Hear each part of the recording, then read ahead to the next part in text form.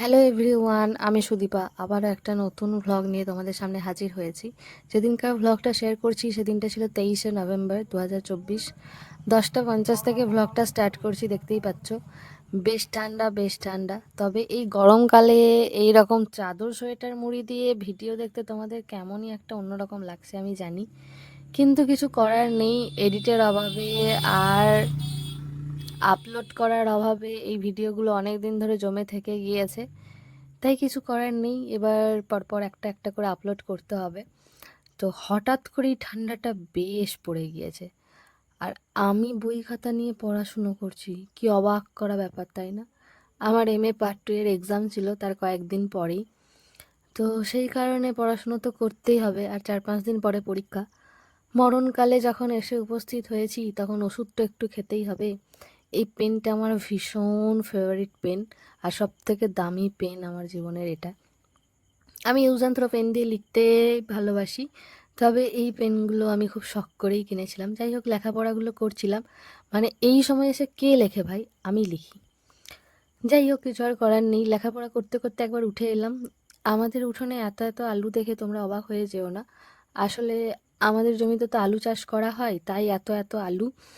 এগুলো সব চাষের কাজে, মানে এই আলুগুলো কেটে কেটে আলু বসানো হবে, আলু চাষ করা হবে। তো সেই জন্য আলুগুলো এখানে ঢালা রয়েছে। আসলে পচা যেগুলো সেগুলো তো বাদ দিতে হবে, যেগুলো খারাপ সেগুলোও বাদ দিতে হবে। সেগুলো বসালে হবে না, কারণ সেগুলো হয় আলু হবে না, আর না হলে গাছগুলো কিছুদিন পর মরে যাবে। তাই এগুলো বসিয়ে লাভ নেই। রান্নাঘরে এসে দেখছি প্রচুর প্রচুর মাছ। আসলে যেই দিনের ভ্লগটা আমি করছি সেদিনটা ছিল আমাদের নবান্নের আগের দিন। আর আমাদের গ্রামে তো নবান্নের আগের দিনেই মাছ ধরে, কারণ নবান্নের দিনে তো এত মাছ রান্না করা মানুষের পক্ষে সম্ভব হয় না। কারণ প্রচুর প্রচুর রান্না বান্না থাকে, প্রচুর কিছু ব্যাপার স্যাপার থাকে। তাই আগের দিনেই মাছ ধরা হয়, অনেক অনেক মাছ। তবে সবই দেখছি সিলভার মাছ, আমার একদম ভাল লাগে না এই সিলভার মাছ খেতে। আর চুনোপুঁটি মাছও রয়েছে। ইতিমধ্যে আমার মহারানী এসে হাজির রান্নাঘরে। উনি দেখতে এসেছেন কি হচ্ছে না হচ্ছে। আর এই যে উনি নাক ফুটো কান ফুটো করেছেন, তো সেইগুলোই বলছি যে একটু দেখা ভালো করে। তো ওনার আবার ঢঙের শেষ নেই, মুখ বেঁকিয়ে নাক বেঁকিয়ে, বাবা গো, সে কি কাণ্ড কারখানা। তো আরও একটা পুকুরে মাছ ধরেছে, সেই পুকুরের মাছগুলো আমার বাবা নিয়ে এসেছে। তো সেইগুলোই ভাগ করছে, আমি ছুটে চলে এসেছি দেখতে। আর আমার পেছন পেছন অবশ্যই মহারানী এসছে, চিন্তা নেই। আর তার পেছন পেছন ছদ্দির মেয়েও আসছে, সেটাও কোনো চিন্তা নেই। আমার বাবার যা ভাগ করা স্টাইল, ভগবান জানে যে কী স্টাইলের কী কচু পোড়া ভাগ করে। সে যাই হোক, ভাগ করেছে এই অনেক ব্যাপার। আমি মহারানীকে বলছি, এবার আমরা যাই, আমাদের এখানে কাজ শেষ। আর এই দেখো ছুটে আসছে ছদির মেয়ে, ছুটে এসে এই যে একদম উনি একবারে ধপাস, মানে পড়ে যাবেন। হ্যাঁ, হলো। কিন্তু পড়ে গেলেও ওর ব্যথা লাগে না, ও কাঁদেও না, ও খুব স্ট্রং গার্ল। তারপরে এই যে আমার এরকম মাথায় হাত দিয়ে অবস্থা এরকম কেন বলো তো? কারণ মা আমাকে বলেছে রান্না করতে, আমি বসে বসে রান্না করছি। আসলে নবানের আগের দিন প্রচুর প্রচুর কাজ থাকে, সমস্ত কিছু ধোয়া মোছা করতে হয়। ওই যে কি যেন বলে, কি যেন বাড়াতে হয়, যাই হোক কিছু একটা, এনিওয়েজ। তো মায়ের প্রচুর কাজ আছে, তো মা ওই জন্য বললো তুই রান্নাটা কর। কিছুই না, শুধু আলু সেদ্ধ আর মাছের ঝোল রান্না হবে।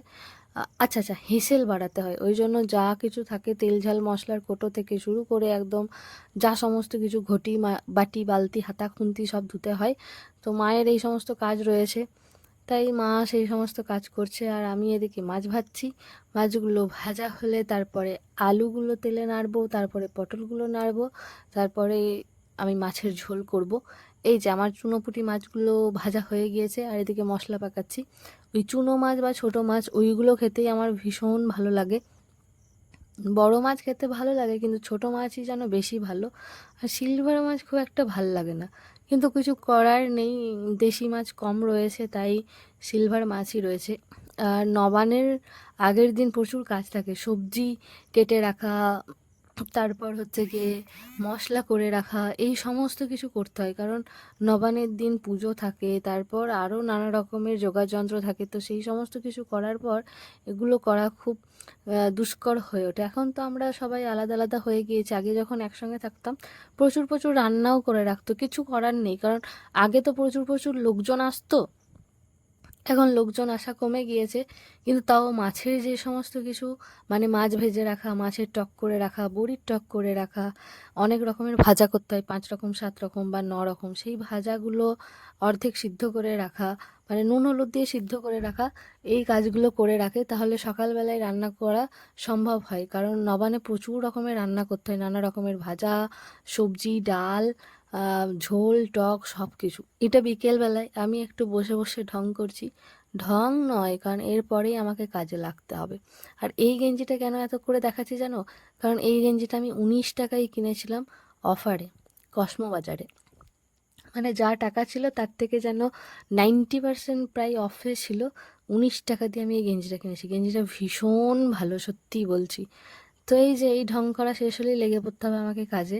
এদিকে মাও কাজ শুরু করে দিয়েছে। এই দেখো ফুলকপি, শাক, মূলো, বাঁধাকপি সমস্ত কিছু কেটে রাখছে। ফুলকপিগুলো মাছের ঝোলের জন্য, ওই গোল গোল করে কাটা মূলোগুলো ভাজার জন্য, আর লম্বা লম্বা করে কাটা মূলোগুলো টকের জন্য। বাঁধাকপির তরকারি হবে, কুমড়োর তরকারি, শাক, বহুত রকমের বহুত কিছু হয়। তো মা সেগুলো টুকটুক করে কাটছে। তারপরে মা শুরু করবে নানা রকমের কাটা বাটা।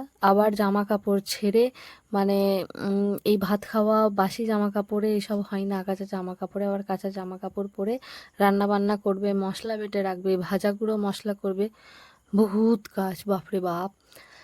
যাই হোক, যেরকম ভালো লাগে উৎসব অনুষ্ঠান এলে পরে, মানুষজন আসলে পরে, ঠিক সেরকমভাবে খাটনিও থাকে প্রচুর প্রচুর। আর এদিকে আমি বসেছি আলু নিয়ে। এই যে গোল গোল করে কাটা আলুগুলো, এইগুলো হবে আলু ভাজার জন্য, তাই এগুলো খোসা সমেতই কাটছি। আর বাকি আলুগুলো টকের তরকারি, নানা রকমের আলু নানা রকমভাবে কাটবো। যাই হোক, সবজি কাটতে আমার ভালোই লাগে, তবে এই যে এত এত কাজ কারবার, উফ, আর পেরে উঠি না। কিন্তু মাও তো একা পারবে না, তাই না? তাই মায়ের সঙ্গে আমাকেও করতে হয়।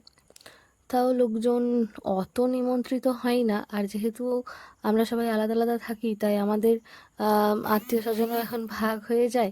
তাই ওই আর কি, না হলে তো আগে প্রচুর প্রচুর লোকজন আসতো। আর এই যে আমি এখানে বসে আছি, তাই মহারানী খোঁজ খবর পেয়ে ঠিক আমার পাশে চলে এসেছে, আর একের পর এক বকর বকর বকর বকর আমাকে জিজ্ঞেস করছে, এটা দিয়ে কি হবে, ওটা দিয়ে কি হবে, সেটা দিয়ে কি হবে, তার কত খোঁজ। আর বসে বসে কত রকম যে গল্প করে, কত কিছু বলে। যাই হোক, ও বাচ্চা মানুষ, ও এই যে স্বাদটা আমাকে দেয়, এটাই খুব ভালো লাগে। এইদিকে এটা হচ্ছে সন্ধ্যাবেলায়, মা এদিকে দেখো ভাজা মশলা যেগুলো সেগুলো সব বানাচ্ছে।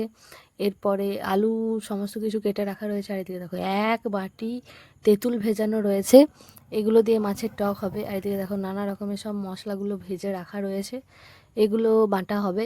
মাছগুলো মা আজকে করে রাখবে, আর বাকিগুলো কাল সকালে করবে।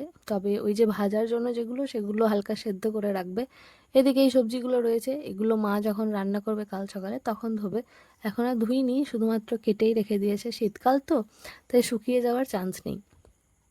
তবে আগে না প্রচুর প্রচুর সবজি হতো, তো তখন ওগুলো না রাত্রিবেলা শিশিরে দিয়ে রাখতো, যাতে ওগুলো সমস্ত কিছু ঠিক থাকে। এই তো মায়ের রান্নাবান্না কমপ্লিট, অনেক রাত্রি তখন। মাছের টক, মাছ ভাজা এই সমস্ত কিছু করে রয়েছে, ওইদিকে আলাদা অন্য কিছু রয়েছে। বাপরে বাপ, মায়ের শান্তি আমারও শান্তি। এরপর রুটি করা হবে, তারপর খাওয়া হবে, বাপরে বাপ, সেই দিনগুলো কঠিন যায় মায়ের। তো এই ছিল ভিডিও, আমাদের নবান্নের আগের দিনের ভিডিও। এরপরে আবার নবান্নের দিনের ভিডিও নিয়ে আসবো।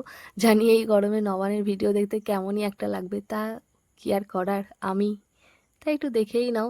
তো চলো, দেখা হবে নবান্নের ভিডিও নিয়ে। টাটা, রাধে রাধে।